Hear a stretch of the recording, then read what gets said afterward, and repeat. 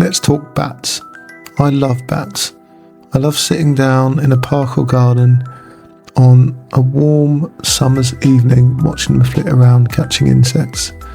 Now, it's relatively easy to see bats in the UK, but these are bats in Cambodia, and there's millions of them streaming out of a cave on their way to feed for the night. In the UK, as it's getting colder and darker, the bats are going to start hibernating, so don't really see them much. But Halloween has kind of inspired me to do a bat-themed craft activity. So I got this template off the internet.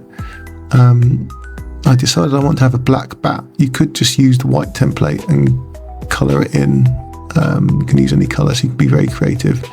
I'm just drawing around the template with a biro so it shows up on the black card that I'm using. So there's our bat outline, and the next step is to cut that out.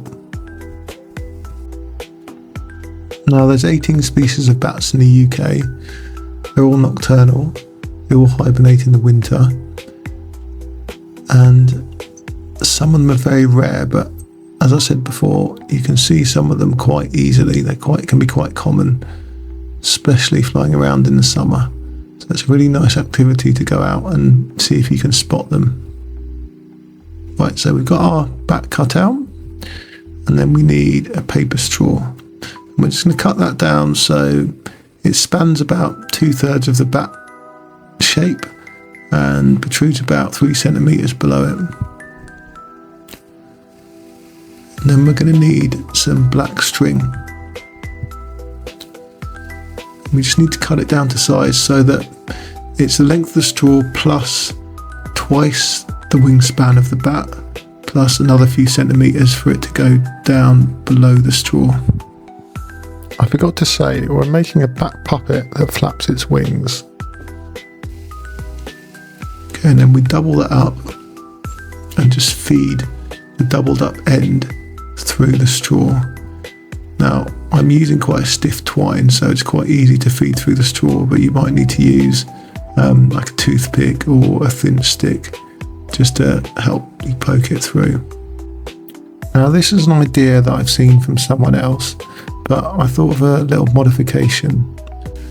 So we are going to need a toothpick for this next stage, and this is the modification that I thought would help, because when you without the toothpick, when you pull on the string, the bat wings flap closed, but then they don't always spring back open, so the toothpick helps you just to push the wings back open. So we're going to tape the toothpick to the string, being careful not to attach it to the straw as well, because then nothing will move and it won't work.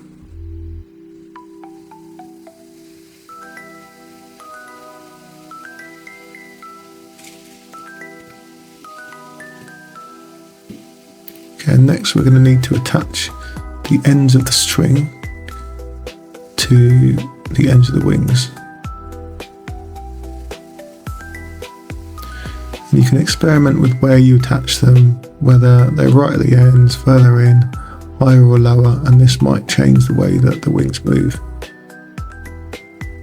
And then lastly, we just got to attach the straw to the body of the bat.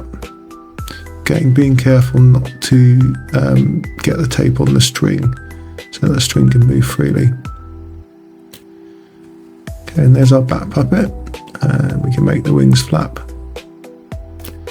That can fly off in the night and catch some bugs, and then when it's daytime, it can fold up its wings and then hang upside down and go to sleep.